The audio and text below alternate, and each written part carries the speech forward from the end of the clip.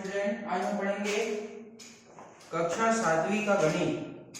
कक्षा सातवीं का गणित पढ़ेंगे। इसमें अध्याय 8 में सर्वांग समता। ठीक है, तो सर्वांग समता में हमने बहुत सारे सर्वांग समता के नियम पढ़े थे। भुजा कोण भुजा सर्वांग समता नियम, ठीक है, और पढ़े थे कोण भुजा कोण सर्वांग समता नियम, और क्या पढ़े थे भुजा भुजा भुजा सर्वांग समता नियम। इनमें क्या होता था कि कोण भुजा कोण सर्वांग समता नियम अगर है तो किसी त्रिभुज के दो कोण एवं उनके बीच की भुजा संगत बराबर होती है तो वह सर्वांग समता कहलाता है। तो उसको क्या कहेंगे, कोण भुजा कोण सर्वांग समता नियम कहेंगे। उसी प्रकार अगर भुजा कोण भुजा सर्वांग समता के अंतर्गत क्या देखते हैं कि किसी त्रिभुज की दो भुजा एवं उनके बीच के कोण संगत बराबर है तो वह कोण भुजा सर्वांग समता नियम के अंतर्गत आएगा। अब देखते हैं भुजा भुजा भुजा सर्वांग समता नियम। तो किसी त्रिभुज की सभी भुजाएं संगत बराबर होंगी तो वो भुजा भुजा सर्वांग समता नियम कहलाएगा। उसके बाद एक आखिरी हम लोग ये देखते हैं समकोण कर्ण भुजा सर्वांग समता नियम। तो देखना समकोण कर्ण भुजा सर्वांग समता नियम, इसमें ये दे गाढ़ी लाइन है, ये देखिए, इसको आप लिखेंगे अपने कॉपी में और इस परिभाषा को याद रखेंगे। सर्वांग समता के तीन नियम सभी त्रिभुजों पर लागू होते हैं। जो तीन नियम बताए हैं वो सभी त्रिभुजों पर लागू होते हैं, परंतु समकोण कर्ण भुजा नियम समकोण त्रिभुज पर ही लागू होता है। नाम से स्पष्ट है, समकोण कर्ण भुजा नियम जो है सिर्फ समकोण त्रिभुज पर ही लागू होगा। बाकी जो तीन नियम है वो किसी भी त्रिभुज पर लागू हो जाएंगे। ठीक है, यदि अब इसका परिभाषा देखते हैं। यदि किसी समकोण त्रिभुज का कर्ण व एक भुजा दूसरे समकोण त्रिभुज के कर्ण व एक भुजा के बराबर हो तो दोनों त्रिभुज सर्वांग सम होते हैं। सर्वांग समता के इस गुण को समकोण कर्ण भुजा सर्वांग समता कहते हैं। ठीक है, उदाहरण के लिए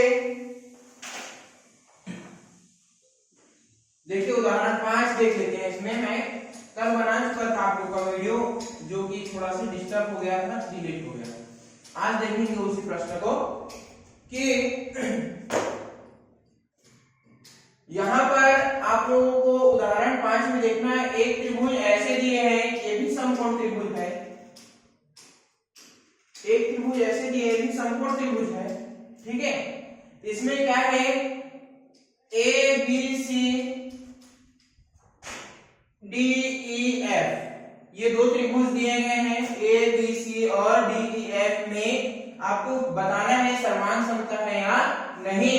तो यहाँ पर देखते ही आपको समझ में आ रहा है, अगर ये ए सी बराबर डी एफ है क्या, ए सी बराबर डी एफ है क्या, डी एफ है, बिल्कुल है।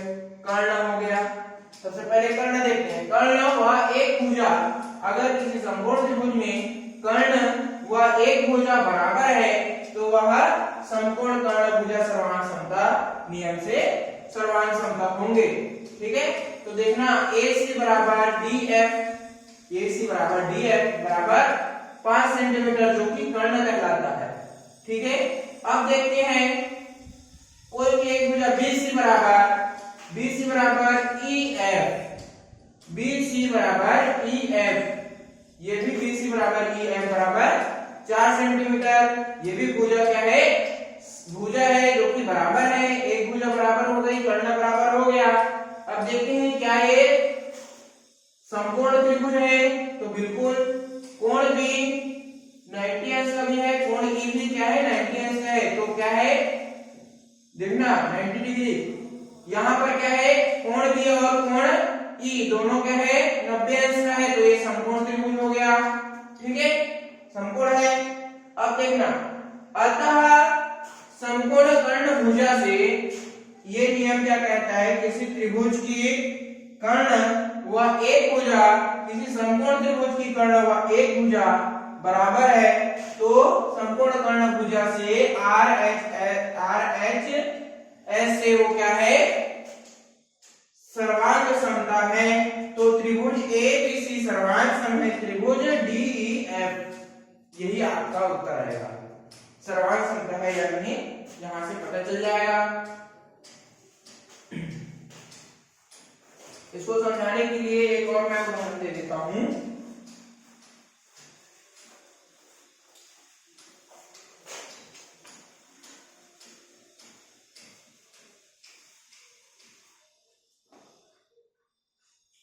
ये त्रिभुज है,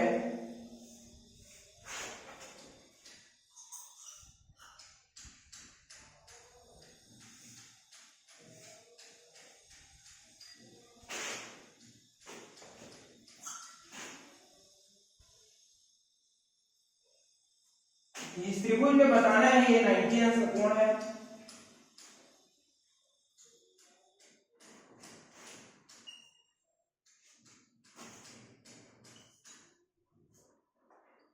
क्या ये सर्वांग समता है? देखिए इसके सर्वांग समता होने का सबसे पहला नियम क्या है, संपूर्ण त्रिभुज है दोनों, कर्ण भुजा देखना कर्ण बराबर है, बिल्कुल बराबर। उसके साथ एक भुजा भी बराबर होनी चाहिए, तो एक भुजा इधर और एक भुजा इधर, दोनों बराबर है तो ये सर्वांग समता है। परंतु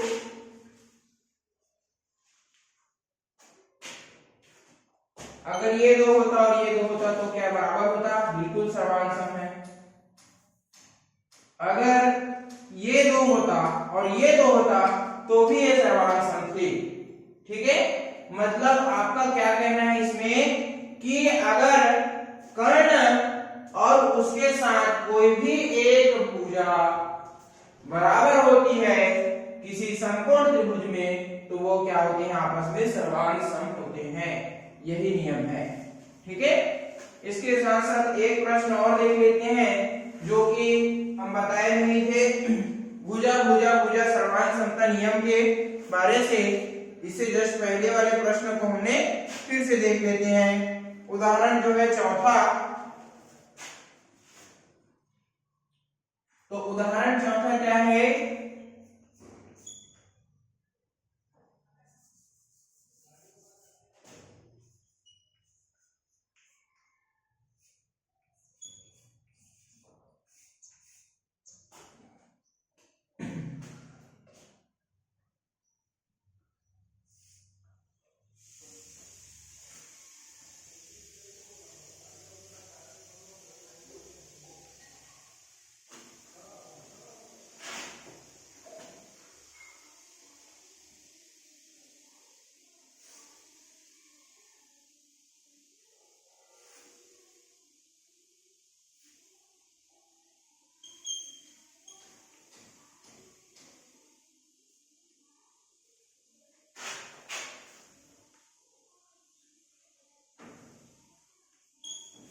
यहां दो त्रिभुज है P Q R X Y Z, दो त्रिभुज है। ठीक है, यहां पर देखना 2.9 सेंटीमीटर का ये है पी क्यू, आर पी है या पी आर या आर पी इसको लेंगे तो 5.3 सेंटीमीटर का ये 6 सेंटीमीटर का आर क्यू है या क्यू आर जो है 6 सेंटीमीटर है। ठीक है, तो इस त्रिभुज में ऐसा दिया है।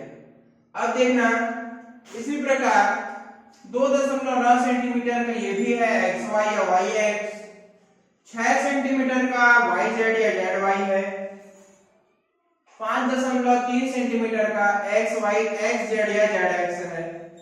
मतलब इसकी बीच की दूरी, इसकी बीच की दूरी और इसकी बीच की दूरी 6, 5.3 और 2.9 ऐसे ही है। ठीक है, इस प्रश्न को देने के बाद इसने पूछा है कि नीचे दिए गए त्रिभुजों में भुजाओं की माप को देखकर सर्वांग समता स्थापित कीजिए। कि आप भुजाओं के सभी भुजाओं की माप दिए गए हैं और आप इसमें सर्वांग समता है या नहीं इसको बताना है। और देखना ये आप जब बनाओगे तो नाप कर बनाना है, मेरे त्रिभुज में जो है त्रिभुज थोड़ा अलग बना है। ठीक है, माप समान रहेगा तो सेम दिखेगा।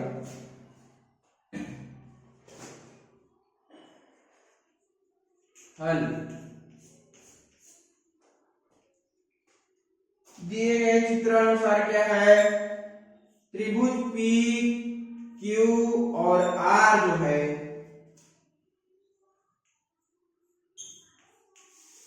त्रिभुज पी क्यू आर और त्रिभुज एक्स वाई और जो है जेड, ये क्या है, इसमें आपस में क्या है, संगत भुजाएं देखते हैं इसकी। तो देखना पी क्यू बराबर है क्या एक्स वाई के, पी क्यू बराबर इसमें कितना है, पी क्यू 2.9, एक्स वाई में कितना है,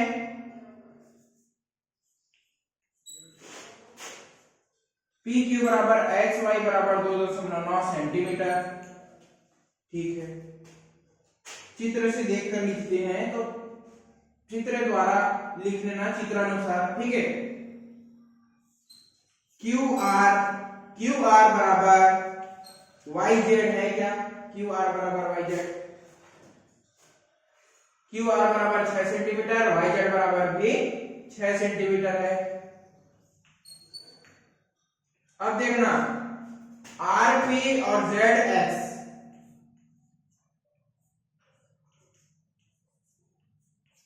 आर पी और जेड एक्स बराबर दोनों में 5.3 सेंटीमीटर है, चित्र से ही आपको दिख रहा है। तो चूंकि इन सभी भुजाओं में ये दिख रहा है कि एक त्रिभुज के सभी संगत सभी भुजाएं दूसरे त्रिभुज के सभी भुजाओं के संगत बराबर हैं, तो क्या है ये भुजा भुजा भुजा सर्वांग समता है।